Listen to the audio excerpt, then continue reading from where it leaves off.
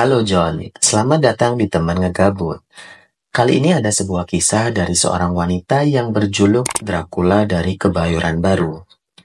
Walaupun berjuluk Dracula, tapi wanita ini berasal dari Indonesia loh guys. Namanya adalah Aminah. Ia tergolong wanita yang menarik dan cantik. Tapi siapa sangka, dia adalah seorang pembunuh berantai. Seperti apa kisah selengkapnya? Tanpa berlama-lama lagi langsung masuk aja ke ceritanya. Check it out. Tersangka dalam kasus ini bernama Siti Aminah. Nah, Aminah yang biasa dipanggil Minja ini merupakan anak ketiga dari 4 bersaudara dari pasangan Hasan Zainal dan Uni. Ayahnya pernah menjadi camat di daerah Sumedang semasa pemerintahan kolonial Belanda. Nah, Bu Aminah ini memiliki seorang suami bernama Ahmad dan seorang anak yang masih kecil bernama Neni. Dia ini bertempat tinggal secara nomaden ya guys, alias ngontrak. Karena Bu Aminah ini memang sudah beberapa kali berpindah-pindah dari satu kontrakan ke kontrakan yang lain. So, jadi gitu ya, keterangan singkat dari Bu Aminah ini. Sekarang masuk ke ceritanya. Mendung menggelayut di angkasa ketika Nyonya Siti Hafsah berkunjung ke rumah Siti Aminah di Kebayoran Baru, Jakarta Selatan. Hari itu tepatnya pada Selasa, 11 Oktober 1966.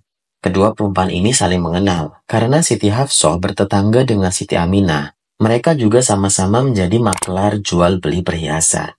Tapi kali ini Hafsah datang dengan maksud untuk meminjam uang 300 rupiah kepada Aminah. Ingat ya John, kasus ini terjadi pada tahun 1966 ya. Jadi saat itu uang 300 rupiah cukup besar John. Nah, Hafsah meminjam uang sebagai alasan saja. Pasalnya, dirinya selalu kesulitan ketika menagih uang cicilan pembelian perhiasan kepada Aminah bila tenggang waktu sudah tiba. Benar saja, ketika Hafsah mengutarakan maksudnya, Aminah mengaku sedang tak punya uang. Padahal beberapa hari sebelumnya, Hafsah tahu bila teman bisnisnya itu baru saja menjual jam mahal dan mendapatkan uang dari objekan lain sebagai maklar tanah.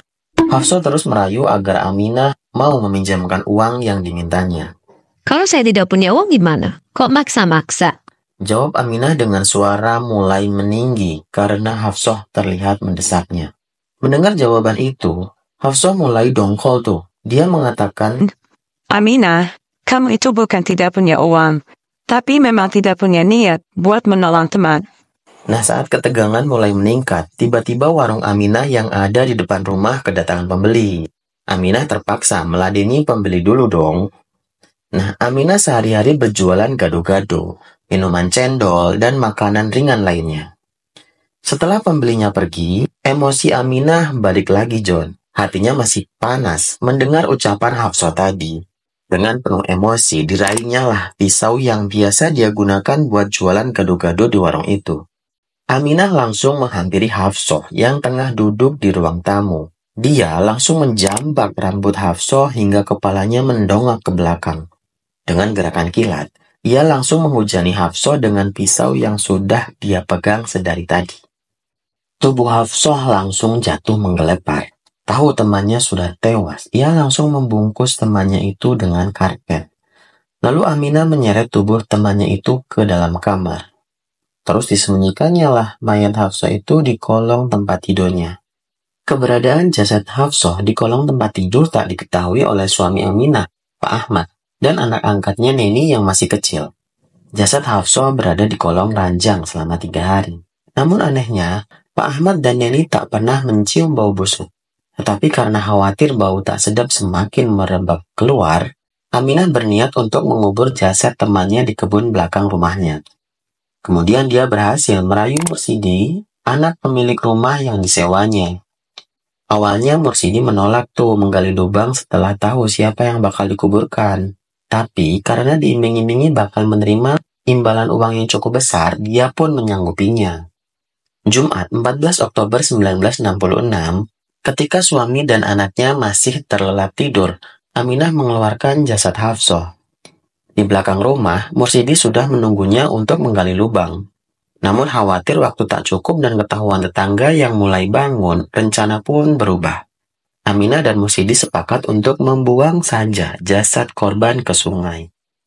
Aminah terlebih dahulu memotong bagian kaki dan tangan korban agar mudah dimasukkan ke dalam keranjang. Mursidi bertugas menyewa bemo yang disopiri oleh Rojali untuk diantar ke Manggarai. Rojali sempat bertanya tentang apa sebenarnya isi keranjang itu, karena terlihat keduanya kesulitan membawa keranjang yang berat itu. Daging, Pak. Mau dibawa ke Sukabumi. Jawab Aminah. Rojali yang tanpa curiga langsung membawa keduanya ke arah Manggarai. Sesampainya di kawasan Manggarai, Aminah dan Mursidi minta turun.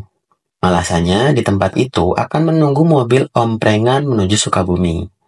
Aminah dan Mursidi menurunkan keranjang, dan Rojali pun pergi melanjutkan perjalanan menuju kawasan Senen.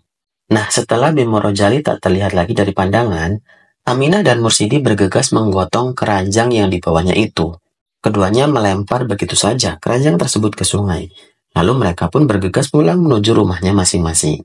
Tak butuh waktu lama dari pembuangan jasad itu, cuma 3 jam kemudian aja. Akhirnya keranjang yang dibuang itu pun ditemukan oleh warga. Hari itu warga Jakarta gempar lah ya kan, dengan penemuan mayat perempuan yang kondisinya sangat mengenaskan itu. Kabar penemuan mayat di sungai itu pun akhirnya sampai ke telinga keluarga Hafsah. Padahal pihak keluarga sudah 4 hari loh mereka mencari kesana kemari, tapi Hafsah bilang mbak ditelan bumi. Nah, pada sehari sebelumnya, yakni hari Kamis 13 Oktober 1996, padahal pihak keluarga Hafsah ditemani ketua RT setempat, yakni Bapak Sutarji, melaporkan kehilangan ke Polres Jakarta Selatan loh.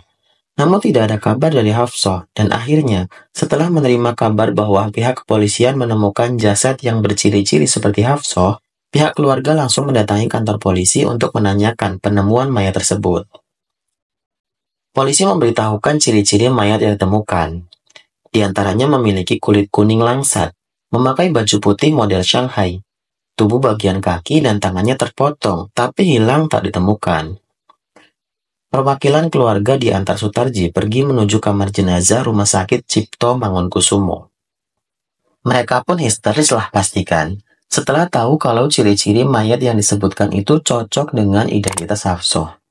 Nah, dari sini polisi segera tuh membentuk tim penyelidikan yang dipimpin oleh Brigadir Khudori. Dia bersama timnya mendatangi tetangga, teman, dan saksi yang lain yang terakhir kali bertemu dengan Hafsah. Polisi pun mengantongi satu nama nih yang mereka curigai sebagai tersangka, yaitu Aminah. Hal itu berdasarkan keterangan dari beberapa tetangga dan teman korban yang melihat Hafsah akan ke rumah Aminah. Polisi semakin yakin setelah mendapatkan keterangan dari anak-anak yang sempat melihat pakaian Aminah berlumuran darah. Tapi kata mereka, sewaktu menanyai Aminah itu adalah bercak tinta. Kemudian keterangan dari salah satu tetangga di belakang rumah Aminah yang mencium aroma bau bangkai tikus. Juga keterangan salah seorang tetangga yang mengaku melihat Aminah bersama Mursidi tengah menggotong keranjang yang diangkut angkutan umum bemo pada subuh hari. Nah, mendengar informasi itu, polisi pun mendatangi rumah sewaan Aminah dan Ahmad dong ya. Ternyata rumah itu sudah kosong guys, karena keluarga itu sedang pergi ke acara undangan. Polisi akhirnya mendatangi Munkin, pemilik rumah yang disewakan kepada Aminah dan Ahmad. Tujuan polisi untuk memeriksa kamar Mursidi, anak dari Pak Munkin. Di tempat itu polisi menemukan potongan plastik hitam. Ketika ditanyakan mengenai plastik itu, Mursidi sempat berbohong tuh. Tapi setelah dicecar oleh polisi, akhirnya dia mengaku bahwa plastik itu bekas potongan plastik untuk membungkus jasad Hafsah. Mursidi dibawa ke kantor polisi untuk dimintai keterangannya lebih lanjut. Nah, pada malam harinya tuh, Ketua RT Sutarji mendapat kabar dari Munkin bahwa Aminah bersama suami dan anaknya sudah pulang ke rumah. Tanpa menunggu polisi datang, Sutarji ditemani Hansip mendatangi rumah tersebut. Sempat terjadi ketegangan memang di antara Sutarji, Hansip, dan Ahmad. Namun setelah dijelaskan, Ahmad hanya diam ketika Sutarji dan Hansip membekuk Aminah yang dituduh telah membunuh Hafsah. Lalu mereka pun dibawa ke kantor polisi malam itu juga. Di hadapan penyidik, Aminah mengakui pembunuhan tersebut. Dia mengatakan sangat kesal dengan sikap Hafsah yang dianggapnya memaksa untuk pinjam uang. Nah, keesokan harinya, polisi melakukan rekonstruksi pembunuhan di TKP di Jalan Cioma 1. Usai mempraktekkan adegan tersebut, polisi sempat bertanya kepada Aminah akan diapakan jasad itu. Rencananya mah sama seperti di rumah di Jalan Cibitung. Jawab Aminah keceplosan guys. Polisi langsung kaget dong mendengar jawaban Aminah itu. Polisi langsung ingat kembali kasus hilangnya Nyonya Mangku Siswoyo, warga Jalan Cikajang, Kebayoran Baru, Jakarta Selatan pada 1959. Wanita berumur 65 tahun itu sempat dicari-cari oleh pihak keluarganya. Polisi sempat menerima laporan kehilangannya dan melakukan penyelidikan. Tapi hasilnya nihil. Nyonya Mangku tak ditemukan bak hilang di telan bumi. Nah, Aminah menuturkan, 7 tahun lalu dirinya bersama suami sempat tinggal di Jalan Cibitung. Aminah berkenalan dengan Nyonya Mangku Siswoyo karena menjalankan bisnis jual beli perhiasan. Kepada polisi, Aminah menjelaskan pembunuhan itu terjadi pada 5 Desember 1959. Nah, di sini polisi membongkar ternyata ada korban lain selain dari Ibu Hafsah. Kronologinya, saat itu Nyonya Mangku datang ke rumahnya menawarkan sejumlah perhiasan. Aminah tertarik tuh dengan liontin seharga Rp5.000. Dia ingin membeli liontin tersebut dengan cara dicicil. Nyonya Mangku menolak dan meminta dibayar kontan aja. Mendengar hal itu, Aminah pun kesal, tapi dia berniat membelinya. Bukan uang yang diterima, leher Nyonya Mangku malah dicekik hingga lemah dan tewas. Jasadnya disembunyikan di kolong tempat tidur kamarnya. Namun anehnya, sang suami tak pernah tahu kalau di bawah ranjang ada mayat orang lain. 7 Desember 1959, tepatnya pada pukul 5 pagi, Aminah menyeret jasad Nyonya Mangku ke belakang rumah. Dengan sadis, Aminah memotong tubuh korbannya itu menjadi beberapa bagian kecil. Potongan tubuh itu dikuburkan di bawah pohon mangga di belakang rumah. Ya, polisi pun geleng-geleng mendengar cerita Aminah itu. Tim penyidik bergegas mendatangi lokasi kuburan Nyonya Mangku di Jalan Cibitung. Setelah digali, ditemukan kerangka tulang belulang yang sudah tak utuh lagi, guys. Penemuan tersebut dikabarkan kepada keluarga Nyonya Mangku yang hampir 7 tahun lamanya menanti kabar keberadaannya. Semakin didalami kasus tersebut, polisi dibuat terkejut dengan pengakuan Aminah yang lain. Dia nih bahkan mengaku telah membunuh 3 anak angkatnya tanpa pengetahuan siapapun juga, termasuk sang suami sendiri. Dia juga pernah membunuh Sumarni, sahabat kecilnya yang dia tolong. Aminah mengatakan telah mengubur jasad Sumarni di pantai Sukawayana, Pelabuhan Ratu, Sukabumi. Namun ketika polisi membongkar kuburan sesuai tempat yang ditunjukkan, tak ditemukan apapun, guys. Di hadapan penyidik, Aminah menuturkan, pembunuhan yang dilakukannya atas bisikan goib. Dia mengaku belajar ilmu spiritual kepada adik. Itu kepada adik yang tinggal di Pelabuhan Ratu. Bila ingin kaya raya, dia harus membunuh 25 wanita dan 3 bayi, serta darahnya diminum. Nah, di sini penyidik memang sempat menangkap si Ade ini. Namun polisi membebaskan Ade karena tidak cukup bukti yang kuat atas pembunuhan yang dilakukan oleh Aminah. Aminah akhirnya diajukan ke meja hijau, guys, setelah menjalani serangkaian pemeriksaan, termasuk kejiwaannya. Menurut ahli jiwa, Dr. Tomo Kusumo, Aminah mengidap hipertensi eksploitif, yaitu bila dalam keadaan terdesak bisa melakukan tindakan super nekat, seperti membunuh atau memutilasi demi egonya itu. Nah, oleh Pengadilan Negeri Jakarta Selatan, perempuan berusia 38 tahun itu pun diganjar dengan vonis hukuman 20 tahun penjara. Dia dijebloskan ke Lembaga Pemasyarakatan Khusus Wanita Bukit Duri. Sejumlah koran melabeli perempuan yang pernah menikah sebanyak 5 kali dan tak pernah punya anak itu dengan sebutan Dracula Kebayoran Baru.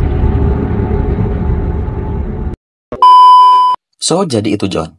Gimana menurut kalian? Beneran gile kan ibu-ibu satu ini? Nggak nyangka loh ibu-ibu bisa setega itu bahkan menghilangkan nyawa ketiga anaknya sendiri. Ya walaupun itu anak angkat Jo. So boleh like kalau kalian suka video ini. Jangan lupa saran-saran dan juga subscribe-nya dong. See you next video John. Bye.